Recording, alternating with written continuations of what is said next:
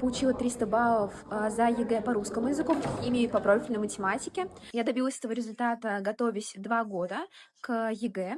И, конечно, было сложно, но благодаря тому, что в лицее у нас было углубленное изучение предметов, отличные преподаватели, нам все время как бы говорили идти вверх и продолжать работать, чтобы стать лучше. Благодаря этому я смогла достичь этих результатов. Получается, моими преподавателями являлись по русскому языку Авилова Елена Равильевна, по математике Севастьянова Юлия Павловна, по химии Масарова Екатерина Олеговна. Но, конечно, и другие преподаватели внесли огромный вклад, давали мне разные советы, поддерживали, говорили разные теплые слова, и поэтому я благодарна вообще всему коллективу Солнцати лицея КФУ за поддержку во время подготовки к ЕГЭ.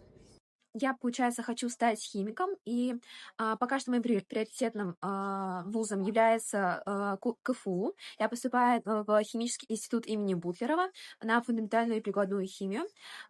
И дальше, возможно, я не знаю, буду либо преподавателем, либо буду заниматься наукой, как жизнь сложится.